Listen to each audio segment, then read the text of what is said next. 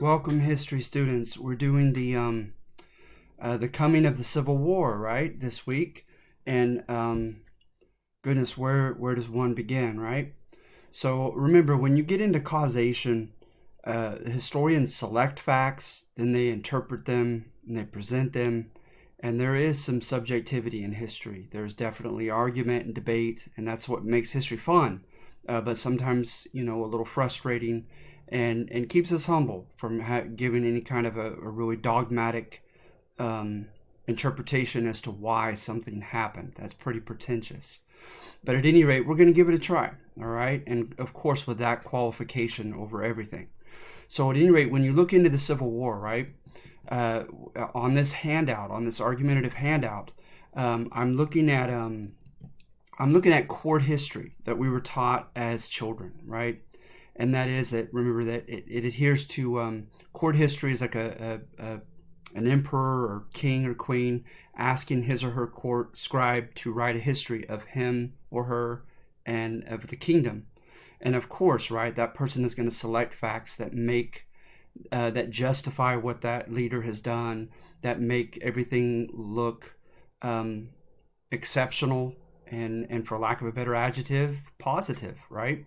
So at any rate, with court history and American history, like as children, we're taught that we have a special nation, right? American exceptionalism. And that, as a special nation, that we're a nation born upon ideals, upon lofty ideals. We mentioned in the War for Independence, Bernard Bailyn's book, The Ideological Origins of the Revolution, right? And it's a subjective claim, claiming that it was a revolution to begin with, 180-degree social, economic, and political change, right? And but that we talked about the Scottish and the French Enlightenment. We talked about the Great Awakening. So this one's similar to that, right? And that we're going to finish that crusade during the Civil War. That the Civil War was fought to end slavery. It was that was the intention of a lot of people that were in power. And of course, a heroic demographic of Northerners, of Yankees, prior to the Civil War, and that we praise them, right, for fighting bravely, courageously, taking this crusade on. The huge, anachronism and just hypocritical acceptance of slavery in the midst of all this natural rights rhetoric, right, of the Enlightenments. So at any rate, as well as of the Great Awakening. And so especially the second one. So here we go into the Civil War, and we're getting into the idea that there arose, beginning in the late 1820s through the 1840s and 50s, in the antebellum period before the Civil War, right? There arose an exceptional idealistic generation, a generation that did not accept tradition, did not accept the axiom that was accepted for a few generations, that you just don't mention the elephant in the room, being slavery, right? That the word of the day was compromise and political tradition. And so you realize that there are hypocrisies there, but you can't touch it. And we talked about all the complexity of Thomas Jefferson as an embodiment of that, right? Of that tension. So at this time period, in the antebellum period, you can find evidence of idealism just kind of exploding, if you will, at least as far as how salient it became, right? Like in the newspapers and in public discourse, people talked about these reform movements and these different groups like the Transcendentalists, etc. So hence, that's what court historians focus upon, is they say, look, this antebellum generation, they rock the boat in a positive way to force us to confront our hypocrisy of our own rhetoric of the quote revolution, right? The quote spirit of 76 when we wrote the Declaration of Independence. So at any rate, you could find evidence of that, okay? As far as like a undergirding kind of ideology, right? I like Cosmos Crumbling, okay, by Robert Obzug. As far as just a good rundown, an introduction to the reform movements, and their influence, I would recommend Moralists and Modernizers by Stephen Mintz, Mintz. And then for the political scrabbling, right, on behalf of the Republicans who were known as radicals, who really labored for the end of slavery, I would recommend, of course, this historian, Eric Foner. And this one is Free Soil, Free Labor, Free Men, the ideology of the Republican Party before the Civil War. All right, so those are some of my main sources that I'm utilizing for this one. Okay, the court history of Abraham Lincoln I have from Paul Johnson's book of History of the American People. So at any rate, getting into it, you find evidence, right, in this write-up of different groups that came up that were no longer okay with accepting tradition, no longer okay with accepting convention and conformity. I think of Henry David Thoreau, right, and Ralph Waldo Emerson, and they were known as the Transcendentalists, right? And this was a time of the Romantic movement, the philosophical and literary and artistic movement back in Europe. And it was kind of in some ways, it was a rebuttal up against the Enlightenment. In that, well, I don't want to get too much into that part of it. I want to stay relevant here. But the point here, right, is they said don't follow convention. And not to mention transcendentalists, right? What do they want? Is by and large, they wanted the individual to transcend his like in Spanish they call it lo cotidiano, the mundane, the daily stuff, right? Don't just become an unthinking robot at your job. And don't ponder your meaning, your purpose in the world, and as far as why you're here, etc. And so with the Transcendentalists, they wanted everyone to cultivate him or herself. They wanted everyone to be free to cultivate him or herself. All right, and that included African Americans. Right, it was a universal plea for all human beings to that entitlement, and they wanted you to broaden your own horizons through experience.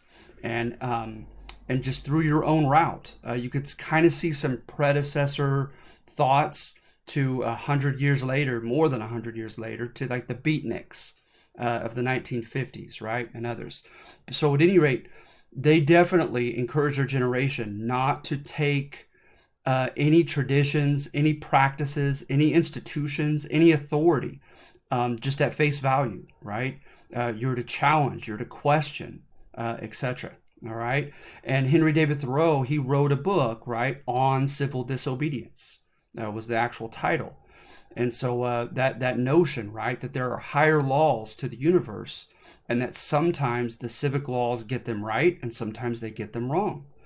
And that when they have them wrong, it is your duty and your freedom, your right as a human being and as a citizen of the Republic to defy that rule, right? To defy that rule or law in deference to and obedience to the higher law that it's violating, right? And so you also have the Second Great Awakening at this time, and it was very egalitarian. It put everyone spiritually on equal footing. It seems kind of esoteric now, but they claim that it had practical connections, to that generation. Something as religious and as the idea that all people have the opportunity to be saved. Remember, we've done the Puritans, etc., their notions of being, quoting Jesus, that you have to be born again to go to heaven, and through him is salvation, right? And through repentance of your sins, etc., etc. And so with the Great Awakening, they went away from Calvinism, the idea, because that had served to kind of buttress the Puritan elite and them trying to convince themselves and convince others that they were the saved, they were the elect, right? And that was part of their reason for their claiming to authority over the people. Now, right, Charles Finney and these others, right, in the Second Great Awakening, they're telling, hey, everyone's on equal footing. Everyone has sinned and fallen short of the glory of God, right? And that it is up to any individual. Every individual has a free will, and God wants everyone to go to heaven, and it's up to him or her. And I know that's a lot of religion, but supposedly there was an egalitarian, message to that went beyond the church walls. that kind of permeated the thinking and the habits of that generation, right? Putting them more on egalitarian terms.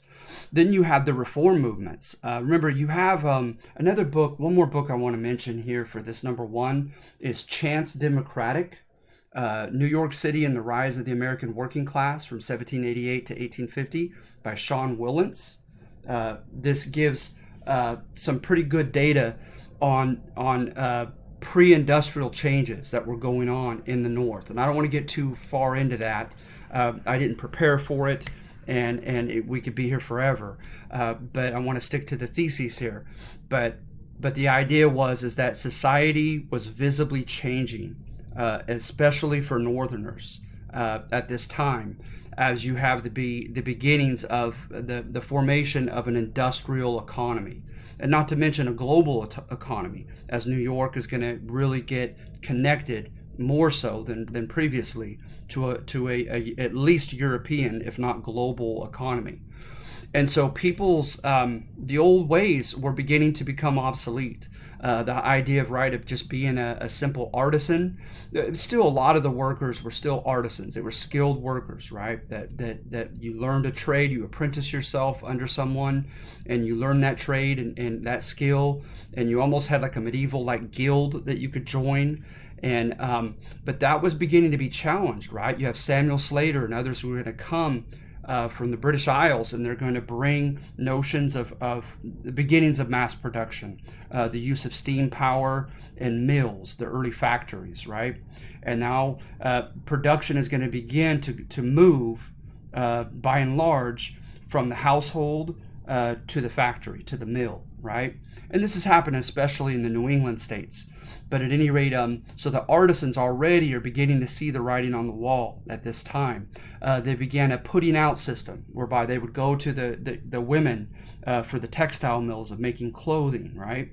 And have them spin as much as they could. And they already had the beginning of spinning jennies and spindles and so forth that will become mechanized pretty quickly. And so again, it's no longer mom, dad, and the kids and the nuclear family producing something and then selling it at the market. Now they're beginning to disintegrate. The kids, particularly the daughters, the famous Lowell textile girls, are going to be courted into go and live and work 14-hour days in these mills. And economies of scale will take off where you can't compete as an artisan with these mass producers. And so there was disruption. There was also demographic changes, just like prior to the War for Independence. The population increased, and population movements, right? Migration. Supposedly you had the two seeming contradictory phenomenon. You had urbanization of people moving to these cities, right? And cities kind of blowing up like New York City and Boston, etc., and Philadelphia. But you also had people moving out of the cities, especially right after the War of 1812 and the land grabs there in the Ohio Valley. And people were going to get land free or cheap up in the Ohio Valley by the Great Lakes. And so a lot of different movements going on, right? So people were feeling supposedly in flux. And they use modern sociology and modern psychology to contend, right, that people began looking for answers. They began looking for stability, some semblance of order amidst this sense of flux of everything changing in their lives. Whatever it was, right, you get all these kind of reform movements, particularly in the North. So some of those reform movements, right, one of them I thought really symbolizes the optimism of this generation and believing that they could change human beings and improve them, that they can change and improve society. I think of the utopian societies, right? Utopia, like literally no place, because it's too good to be true. These kind of Marxists, right? There was a writer named Charles Fourier, and writings that they were going off of, whereby they literally thought that it began the pre-sociology assumption that people are largely molded by their environment, right? Nature versus nurture.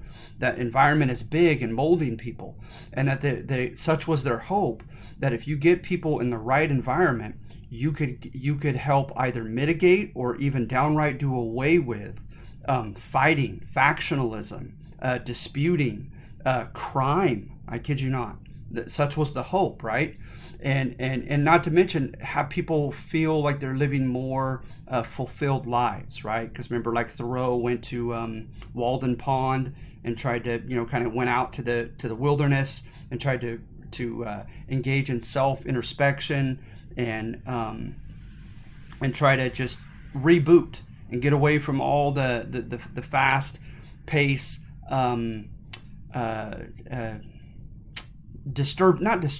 distractions of modern life, right? So in these communities, they shared many things. They had some of them had a very regimented time allotment to the people there, right? A schedule.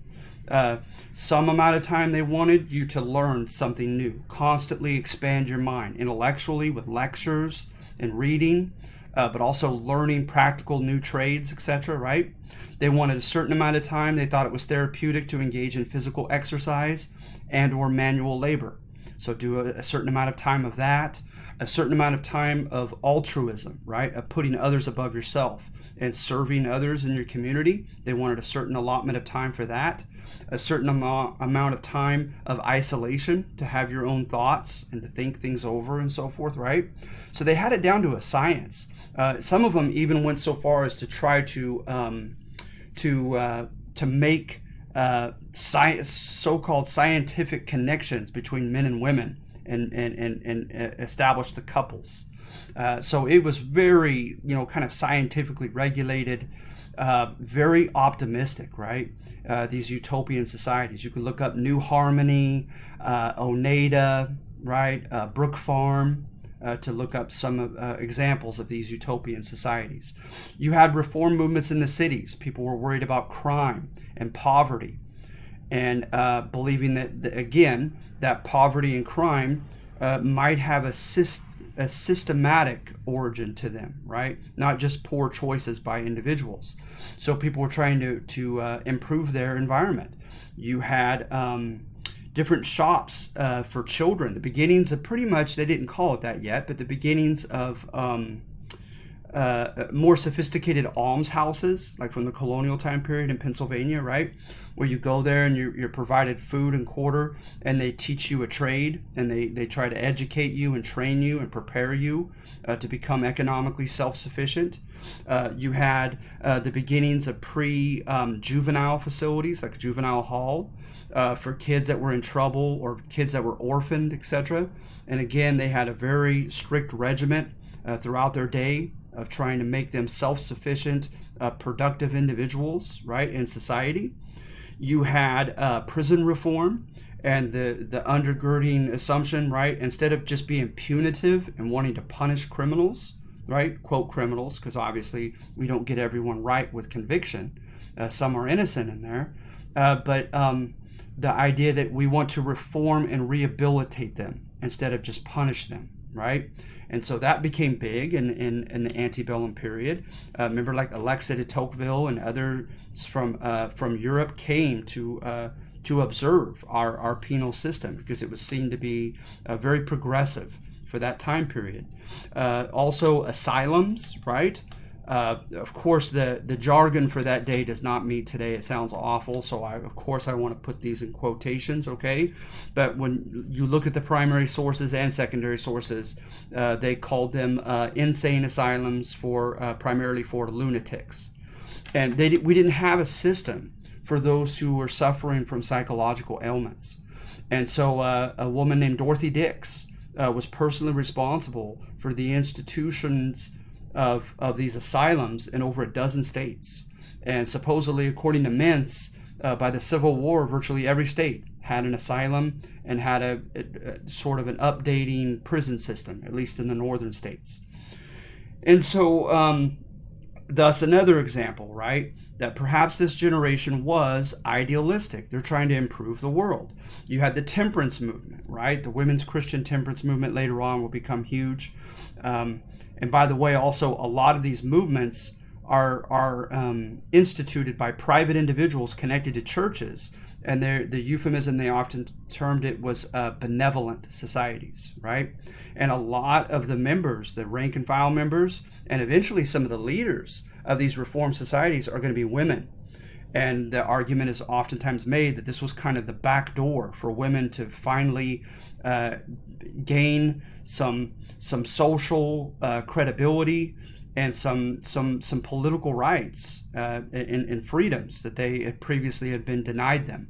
And so the temperance movement was against alcoholism, right? And the churches were heavily involved in that. And so technically temperance was to just have them avoid drunkenness, right? To just drink in moderation. But it's a bit of a misnomer throughout American history. Much of the temperance movement rather quickly tried to downright eradicate even the temptation of alcohol, much less the drinking of it. So trying to get cities and counties and states to pass laws, right, to prohibit the sale, the manufacture, the consumption of alcohol. So you had the temperance movement. You also had, of course, the feminist movement for women, right? And so let's see here. What was I think I was primarily looking at men's prior to this, but with the women, right? You have a large number of women who were instrumental in being kind of at the vanguard, right? As being pioneers in this struggle for women's rights. Remember that under the English tradition of coverture, a woman's identity, her property, and everything was covered up, was taken by her husband the moment she married him. And a lot of states, they didn't even have the right to divorce their husbands, even if they were abusive or abandoned them prior to this time period. Men were legally allowed to chastise their wives in many states, to physically, quote, punish them. I mean, it's crazy when you look at this stuff. Not really that long ago. But at any rate, give me just a moment here. I apologize. I know I have the pages down somewhere, but of course when I need it, they're not popping up for me. But at any rate, with the women, the birth of feminism starts on 142 in this book. But just some of the names, I'm going to throw out a few names, okay? Catherine Beecher, okay? Sarah Hale, let's see here, Frances Wright. Elizabeth Blackwell was the first woman to get a college education. In 1849, she got her degree in medicine. The Grimke sisters, Sarah and Angelina. You have Abby Kelly. And then, of course, the big ones, Elizabeth Cady Stanton, Lucretia Mott, right? Famous with the Seneca Falls Convention. And so with women at this time, right, like I said, they kind of came in through the back door, arguably, and being able to do petitions for signatures, to have rallies and parades, to speak to state legislative bodies, right? To give speeches in rallies and so forth, to quote mixed audiences of men and women. Yes, that was, believe it or not, was considered to be scandalous. They were at the forefront, the women, the antebellum women of this practice. And of course, right, their argument is the whole idea of the separate spheres argument, right? That women, and they use the Bible, right? To the feminists at this time period, they butchered the Bible and took things out of context, but they used biblical verses and so forth, right, to imply that God created women to be inherently different, regardless of time or environment, etc., and that they are made of a different substance. And I don't mean literally, physiologically, but that they're the whole idea, right, of men and women being of opposite sides of the brain, that men are supposedly more practical, scientifically oriented with mathematics and the hard sciences, and women were more into the soft sciences and are more emotional and more fragile and et cetera, right? The old stereotypes. So some of them, right, they're going to end up splitting over this, but some of them said, you know what, let's pragmatically go with that. Let's go with that cultural assumption and just say, well, we as women, being the feminine, emotionally, charged beings that we are, we feel badly for slaves. We want to do anything to help preserve the nuclear family of mom, dad, and kids, right? So hence it made sense culturally for them to fight against prostitution, alcoholism, domestic abuse, slavery, right? Them being the quote empathetic sex. And so some of them ran with that and used it pragmatically. And that's how some of the women in large numbers began becoming political activists during the antebellum period. And it's going to, I don't know if I'd say culminate, because that's very subjective, but it's going to lead, amongst other things, to the Seneca Falls Convention and the famous Declaration of Sentiments by the women there, Lucretia Mott, Elizabeth Cady Stanton, etc. They're going to cite the Declaration of Independence and use Christianity, the Second Great Awakening in particular, as well as the Enlightenment, to contend that men and women are equal, that they have equal capacity, that they're entitled to equal rights and opportunities, etc., etc. And again, the feminist leaders varied, not only in how much they to what extent they believed in what we would consider today acceptable egalitarian beliefs about men and women, but also the degree to which they were willing to publicly take that stand, right, and face public backlash. But at any rate, what they did agree upon were basic political entitlements, right?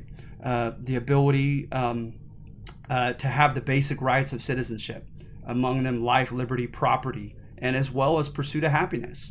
Oberlin College, Vassar College, these other colleges began opening up opportunities for women to enter into them. Of course, in northern states, many of them were Unitarian or Quaker as far as Christian denominations.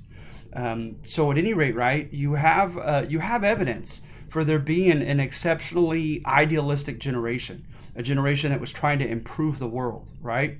So it makes sense, right? If they're trying to improve the world, some of them literally are trying to perfect people and perfect the world, that there's a good chance, especially with their egalitarian rhetoric, that they're going to find fault with slavery. And of course, many of the reformers did. And so then you have the abolitionist movement, right? So then what I try to convince you of in this section, right, is that the abolitionists that got involved in politics, because remember, a lot of them contended that they were for moral suasion, for just morally persuading people through the written and spoken word. There were lyceums, right? And lyceums were like these intellectual fairs that anyone could come and pay for entrance, and they would have a myriad of speakers who were considered experts in different fields, and they would come up and speak to the crowd and lecture them, right? So it was like you were getting these free college, these TED Talks or free college, lectures, not free, but accessible to the public, right? When college was anything but that, still at this time. So at any rate, you also had, of course, the written word, the beginning of the cylindrical rotary press, and hence the penny press, where they could really mass produce newspapers. And in doing that, they could make them more accessible, more marketable, and cheaper and affordable. So a lot of the American public was supposedly engaged in discourse over the newspapers at that time. Not to mention, what I didn't include is the Horace Mann in the movement for public education. I wish we had more time to get into all this stuff. But at any rate, especially in the northern states, the beginnings of something that we might consider recognizable as public education became established in the antebellum period, particularly in the northern states. All right, with grade levels, curriculum, the same kind of arguments as far as making good, vigilant, skeptical in a good way, right? Citizens who won't be easily duped by their political leaders, making good capitalist workers out of Americans by teaching them punctuality and obedience to authority, competition with one another in the classroom, etc., etc. And so a lot of Americans were basically literate and could read this stuff. And so you have those components, but some others, as you see here in this box, right, became politicians. And they tried to actually implement change via law, right, by government. So at any rate, some of them, right, Charles Sumner, William Seward, John Andrew, Benjamin Wade, Salmon Chase, Joshua Giddings. You had well, I mean, technically, as far as their numbers in Congress, they were nothing close to a majority in either house, but you still had a loud minority, if you will, right, who made an impact that was disproportionately larger than their numbers. And so I try to convey the argument, right, that they no longer played by the old rules of just keeping silent about the elephant in the room, sticking to compromise, right? And so I try to give you examples of that and look for examples of that. I don't want to go over everything because you guys are intelligent. You'll read this and get this. But perhaps in your write-up, give me an example or two of how I support my thesis, okay? But notice, right, like I try to convey the fact that this generation became much less compromising, right? But in a good way, because they stood on principle and said, how do you compromise with slavery? There should be no toleration for it. And so, refusing to work with other Republicans unless they took a better, stronger stand against the abolition or at least the spread of slavery into new Western states was a common method. The whole slave power campaign, right? People like Salmon Chase tried to convince Southerners, right, that they were to resist the power of this slave-owning oligarchy that was lording power not only over their slaves, but over the majority of poor white Southerners as well, right? And so you had in the South, you had some abolitionists as well, right? You had James Burney, Benjamin Lundy as a couple examples. So abolitionist societies, believe it or not, even were established in some of the southern states. Of course, there was a great backlash against them. But then you had, Nat Turner's rebellion in 1831, where they killed over 50 white people, slaves did. And so all this is happening. 1833, the Indies, the Caribbean, the French and the British are going to have gradual emancipation acts in the Caribbean. And so a lot of stuff is going on that is scaring the heck out of the white South because it's not just business as usual. There seems to be all this this tumultuous activity against slavery, right? So look at that and look at examples of it, right? And then what I also contend is that then you have the evolution of Abraham Lincoln. They do some great man history, right? And it's almost seen as providential in court history, right? Like it was fate. It was meant to be for Abraham Lincoln to become president and to evolve into something that was at least approximated an abolitionist by the time he died. Because remember, you guys, there's no simple dichotomy between those who were for slavery and its extension and existence, right? And then abolitionists on the other far end of the spectrum who were for immediately, most of them by that time, for immediate abolition or ending of slavery, right? Because for one thing, right, I mean, there were all kinds of things involved. For one, right, like the Romans, they had many different levels of citizenship. And so it's one thing to say, okay, slavery is immoral, so we need to free them. Okay, well, what's the next step? Are they entitled to all rights of citizenship? Should they have the right to vote and run for office? I mean, it sounds crazy now, guys, but back then that was seen as radical. And so, because remember, we'd had property requirements and other requirements, national requirements that we had brought over from England here on the East Coast. And so this, how far do we go? And then, of course, what was considered more extreme than that was social equality, right? the idea that black and white people ought to integrate. They ought to marry one another, have children with one another, live in the same neighborhoods, share families, etc. Right? And so you can imagine that I hope in your mind that broadened the spectrum. You also had people who just believed that slavery took jobs away from white men, and there was resentment that the slave owners were not hiring poor white men instead of quote Negro soldiers. And you see that amongst the constituency of the Free Soil Party.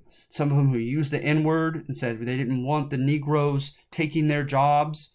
So hence they were against slavery, but it sure as heck wasn't on moral grounds or on idealistic grounds, right?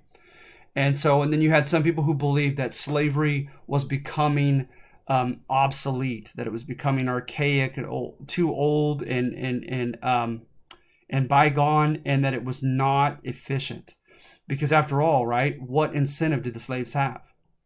Whether they work hard or whether they hardly work, just enough not to get beaten or whipped, right, and punished in some way, they're still not going to get paid a penny, and they still have to be there for their entire lives, most likely, right? Because manumission did not happen very, very often, legal freedom. So at any rate, the spectrum was huge. People opposed slavery for different reasons. Some were like, you know what? We have a federal republic, right? Article 1, Section 8 gave powers to Congress over the states, but nowhere on that list does it say they could do something about slavery. So some people believe that you know what? The Constitution doesn't give permission for Washington, D.C. to tell the state of Alabama that they can't have slaves. That should be, according to the 10th Amendment, if it's not explicitly enumerated or stated and given to the federal government or to the states, and it's an issue of the future, then it's reserved to the states, says the 10th Amendment. So a lot of people of that generation believed that the federal government had no right to do anything about slavery where it already existed in southern states. But what they could do, and Abraham Lincoln was one of those, is they can get around this constitutional difficulty by prohibiting it in territory. Before these new western states that were grabbed from Mexico, especially, right, and had been bought in the Louisiana Purchase, and were now becoming, remember the Northwest Ordinance, you go through the process from territory status to state status, that while they were still in that limbo stage and not states yet, that Congress, the federal government did have power to do that. I mean, because they did it in the Northwest Ordinance, right? And they made a decision in the Missouri Compromise on a certain line, the 3630 line, over which they would not allow in any new states, because it was in territory status at that time, for slavery to exist.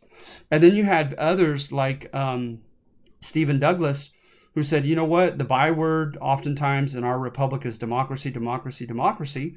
So why don't we allow the people democratically to decide for themselves in each of these new states if they want slavery or not? And they tried that in 1854 in Kansas and Nebraska, in the Kansas and Nebraska Act. And in Kansas, it became a mess. Both sides contended that the other cheated and that they were the rightful winner. Both sides refused to concede to the other, and literally a civil war ensued. So, quote, popular sovereignty, allowing the authority of the people to decide, did not work as a convenient method of trying to resolve this drama, at least in Kansas, when they first applied it to a Western territory to be state. So at any rate, you have people all over the spectrum, right? And so with Abraham Lincoln, you could find evidence of him being, by his own accord, by his own pronouncement, that he was a bit indifferent about slavery growing up. I mean, technically, he was born in Kentucky, but he spent most of his childhood and life in Indiana and Illinois, especially Illinois. So at any rate, he didn't really see slaves. And so to him, it was kind of out of sight, out of mind. And he has a couple cases. One of them was in 1841, I believe, where he went along the Ohio River. In another case, he went down the Mississippi River as a flat boatsman, taking people's produce to market and getting paid for it, where he ran into slaves, where he saw them chained up, etc. And he and his cousin John Hanks, in his political campaign, for president after that, years later, right, in 1860, contended that it made him sick, that he hated it, that he personally abhorred it, that he couldn't believe that the slaves didn't appear to be more miserable than they appeared, that they must have been putting up a front of some sort. And so then you see an evolution when he becomes a state assemblyman to stand up for the rights of abolitionists, not taking any stand per se for against slavery, but just contending against the Browning resolutions of Illinois. The Browning resolutions contended that abolitionists had no First Amendment rights in their state when it came to slavery, that was provoking riots and tumults, and that they did not have the right to express themselves with such a radical doctrine. And so he was among only 6 state legislative men who opposed it and wrote a petition against it. And then he evolves into saying, okay, well, he took the argument that was argued by a lot of people, just moderate in the middle of the spectrum, right? That he took the idea that the founding fathers likely intended slavery to eventually die out in time, especially as we garnered more territory to the west, right? So to him, he said that, okay, we can and should keep slavery from spreading anywhere else other than where it already is established in a formal state in the country, right? And he also contended that as a symbol of the eventual demise of slavery, that they ought to end slavery in Washington, D.C. Because as you may recall from your Constitution assignment, Washington, D.C. is in its own unique jurisdiction, right? With Congress and with the government. And so they said, and because remember, Washington, D.C. is right outside of Baltimore in Maryland, a southern state beneath the Mason-Dixon line. And so he said, we need to symbolically end slavery in Washington, D.C. as a symbol and as a statement that slavery's days are numbered. And so at any rate, he begins to make more Southern enemies, arguably, when he gives a couple famous speeches, right? One is the House Divided speech, right, that we learned as kids, where he says, right, that we can't indefinitely continue to be half slave and half free, that a house divided cannot stand, right, quoting Jesus. And so, but the other one that I want to focus more on were the Lincoln-Douglas debates with Stephen Douglas, right, who was arguing that Kansas and other new states ought to decide for themselves what they want to do with slavery. He cornered Lincoln, and Lincoln said he did not agree with popular sovereignty, with the idea of the state itself democratically deciding upon the fate of slavery therein. He contended that, first of all, he was against it because slavery was immoral, right? And that it was wrong to him personally. So he finally took that stand on kind of a national platform, if you will. And then secondly, right, that we have a republic and not a democracy, and not all decisions, especially one as dangerous and significant and grave as the issue of slavery, ought to be decided by a popular vote or even by popularly elected state assemblymen. And so that was a very unpopular stance to take. He lost drastically against Douglas for senator, but the idea was, right, is that he when the time became more ripe for that idea to be more publicly embraced and acceptable, that it was that he benefited from it in the long run as a man who took some kind of a stand. But being somewhat in the middle, you guys, he was resented by both sides. I think it was Wendell Phillips and others contended that they basically thought they had an ally in Lincoln, but that they were wrong, that he was lukewarm and he didn't have the backbone and principles to take the same, uncompromising stands that they were avowing in Congress. So at any rate, it's an interesting, fascinating topic. But the idea is that Lincoln, in court history, he finally came around. He finally garnered enough principle, enough backbone and courage to make a strong enough of a stand to help get the ball rolling of Civil War so that eventually slavery could end. All right. And so this is court history. All right.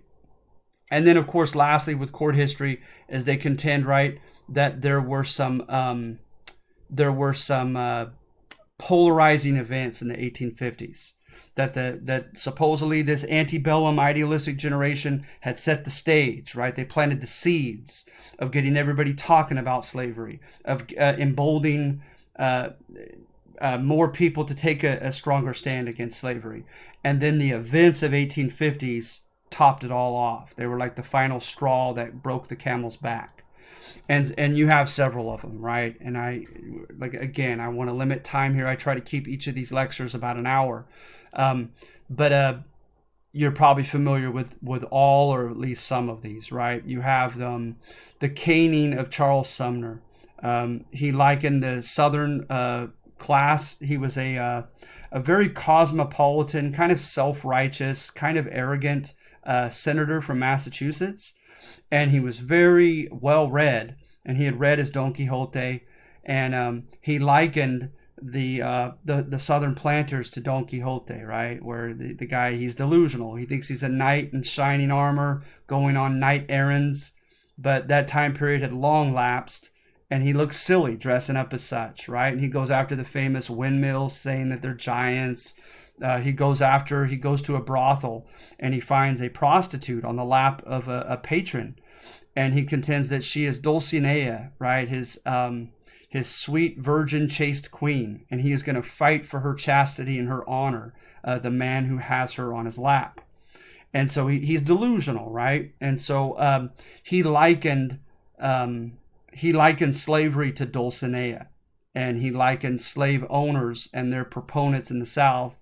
John C. Calhoun is going to die right before all this, but he was majorly a voice of the South, right? A guy named Breckinridge, John C. Breckinridge, several other leaders down in the South who were known as like fire eaters. They would not compromise. They were for slavery and the rights of states to keep it. So at any rate, his attack was against them, and then one man in particular. And the man's nephew came and almost beat him to death on the Senate floor.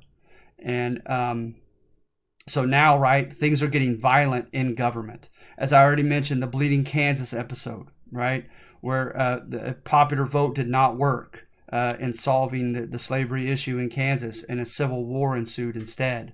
You have the Underground Railroad, where at least 1,500 slaves were brought to their freedom through these. It was not a railroad, it was not underground, as you know, but through this intricate system of houses and paths through the South, right? Harriet Tubman becomes famous for like 19 trips and freeing a lot of people. And it was commonly, I guess she went to Congress, and the abolitionists, the radical Republicans, they cheered for her. And of course, to the Southerners, right, she was a quote thief. She was stealing their property. She was a troublemaker, trying to encourage the slaves to rise up and leave, if not even worse, rebel.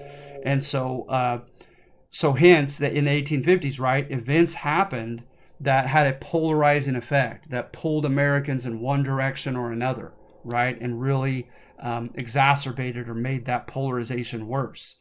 Like I said, you had several cases. The Fugitive Slave Law of 1850. California became a free state. Now there was one more free state than slave states.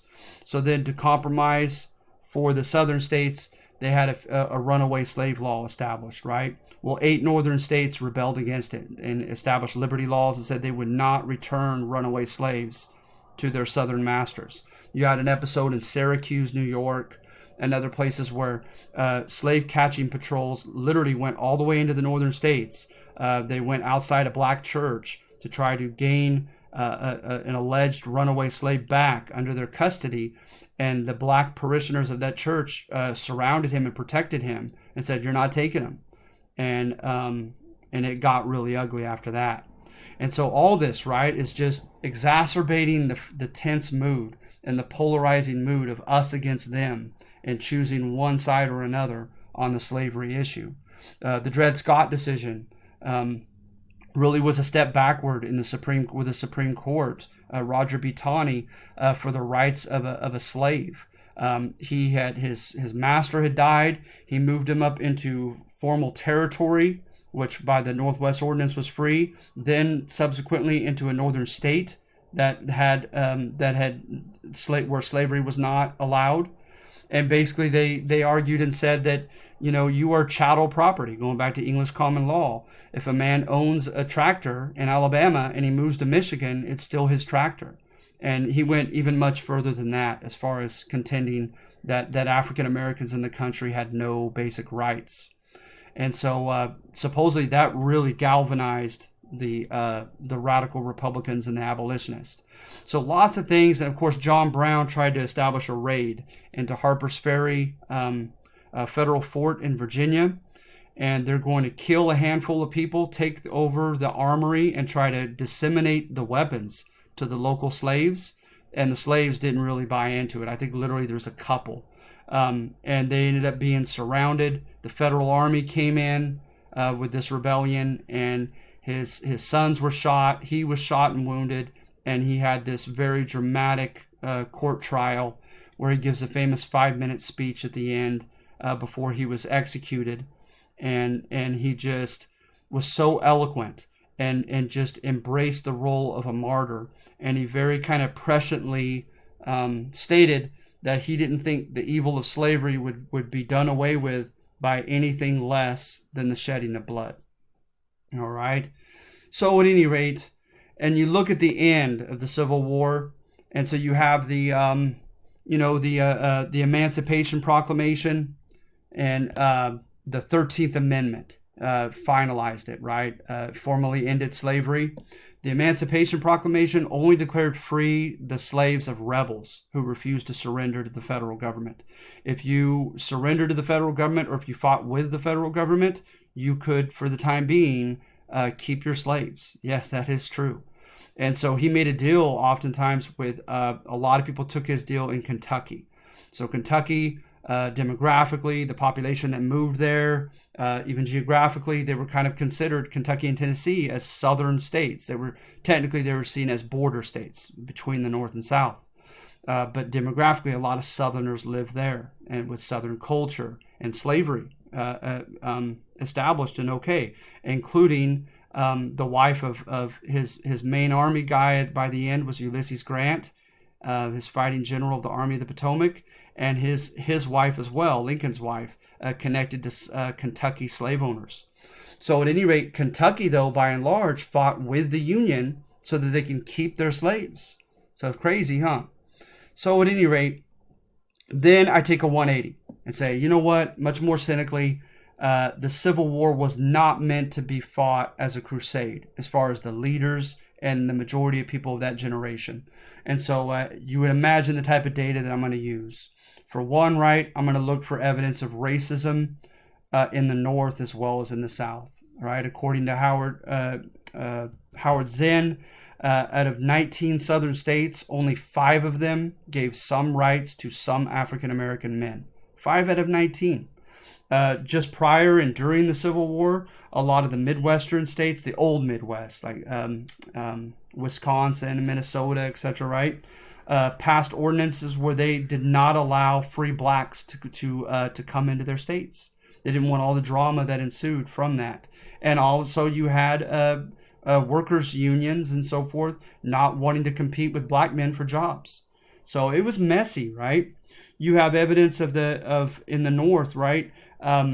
George Julian, for instance, he tries on multiple occasions as an abolitionist senator, as a radical Republican, to try to get Congress, because remember the Southern states seceded when Lincoln became president in 1860, because he contended, right, that he on his own, Stephen Douglas had set him up in that debate. He said, so you're telling me you on your own, if everyone in Kentucky decided to vote for slavery, you unilaterally by yourself would say no? And Lincoln took that stand and said yes. So they began calling him the tyrant, amongst other things, in the South, right? So at any rate, Congress no longer has the reps from those 11 states, with a few exceptions, like his future Vice President, Andrew Johnson, who will stay as a politician, a senator, and then governor of Tennessee, and stays loyal to the Union. So at any rate, with those few exceptions, the others leave and they form their own confederacy under Jefferson Davis, right, down in the South. And they want to be recognized as a separate country during this war between 1861 and 1865. So at any rate, George Julian, back to him, he says, guys, he tries to hit their empathetic and idealistic, bones, if you will, and says future generations will praise us for finally rectifying this hypocrisy and this stain on the Constitution, right? This is the way of the future. Look at what England and France and other countries are doing, how they're ahead of us on schedule with this. And it did not work.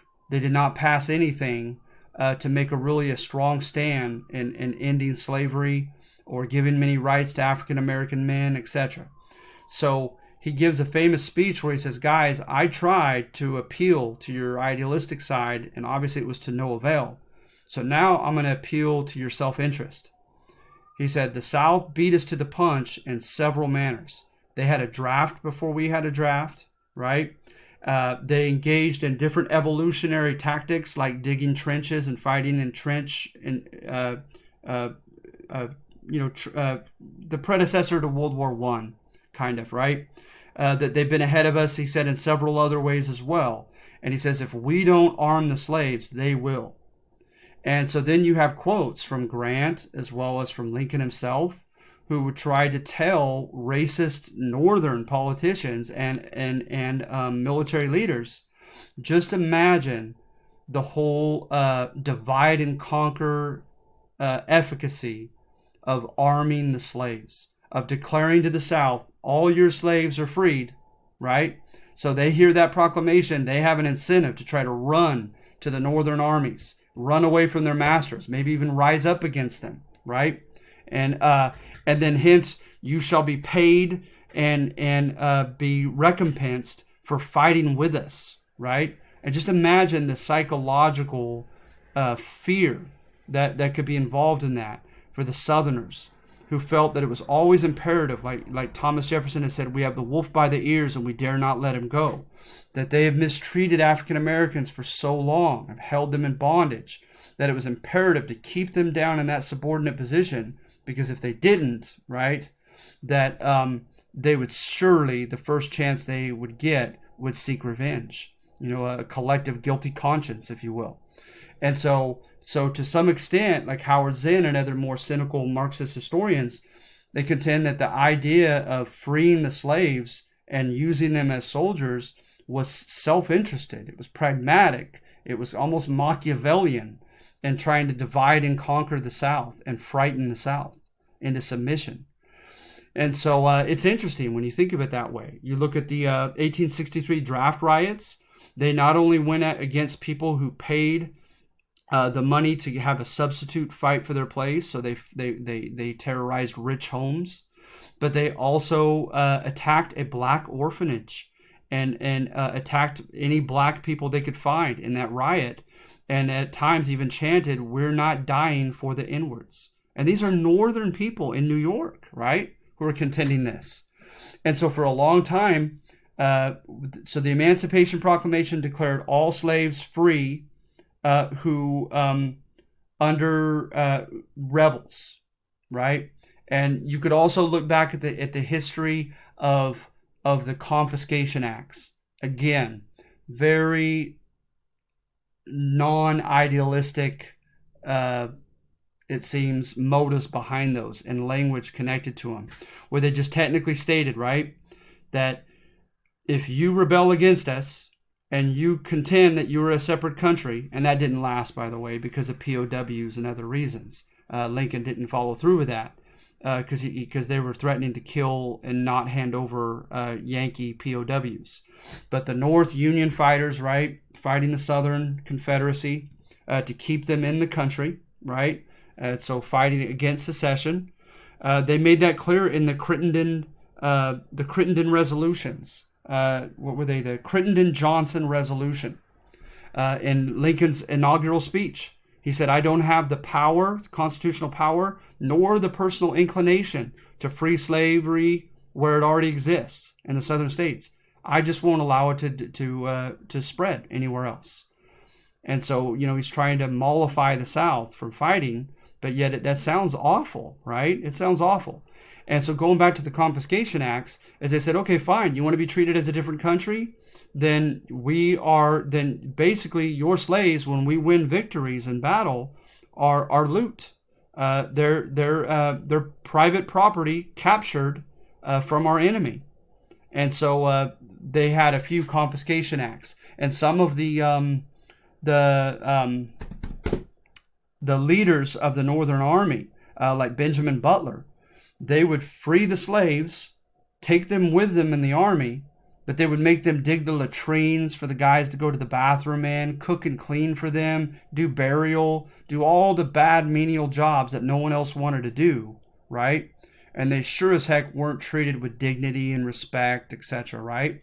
So later on, during Reconstruction at the end of the war, when the North wins and forces the South to reintegrate into the country, right, in 1865, there's going to be an historian named Dunning.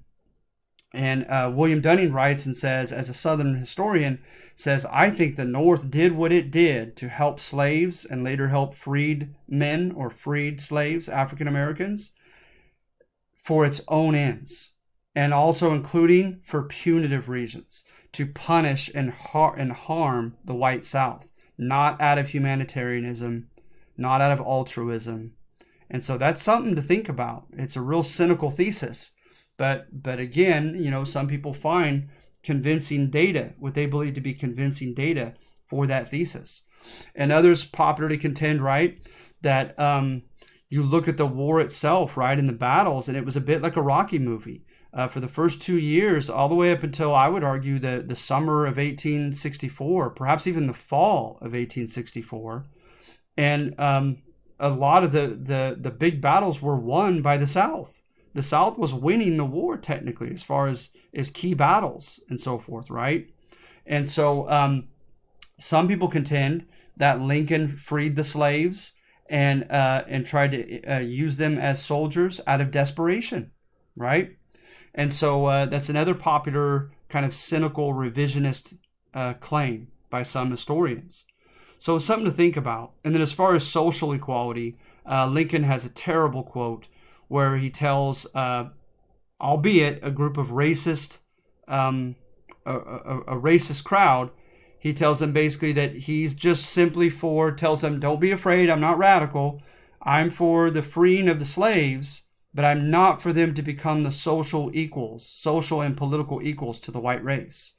And in so much as there needs to be a superior and an inferior position, I, as much as any man, white man, am for the white race being on top. So he's got some ugly quotes. But again, he contends that he was being like a good chess player. That you look at people who ran as abolitionists for president, for instance, and they didn't hardly garner any electoral points. John C. Fremont, Salmon Chase, William Seward. They were destroyed, even in the northern states, through popular vote in the electoral process.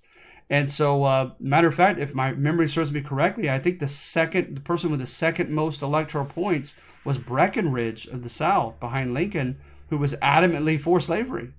So it's crazy, right? It was an unpopular stand to make.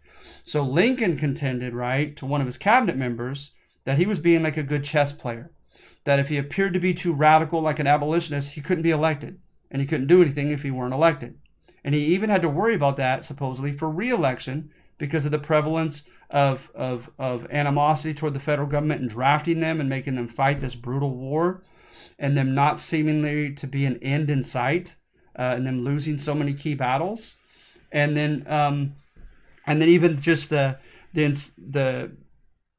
slight inference that it may have been even partially over slavery. A lot of Northerners were not okay with that.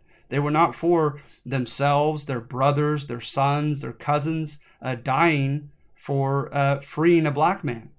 And so, at any rate, Lincoln contended that he had to appear to be almost indifferent about slavery and make it just about secession and not allowing the South to leave, but that when the time was right, he would show more of his cards. Just before he died, he gave a speech because in Tennessee and Louisiana, the federal government, the federal army, won conclusively and established Yankee governments over those southern states. And he recommended in Louisiana in particular that they go follow through with the deliberation at their state convention, that some of them were for giving not only freedom, but basic citizenship rights to at least some of the black men. For instance, those who held property, were literate, and who had fought in the Union Army. And he gave a public endorsement of that. And John Wilkes Booth, who would kill him, says, citizenship for N-words, that man just gave his last speech and ended up shooting him like within 24 hours at the famous theater.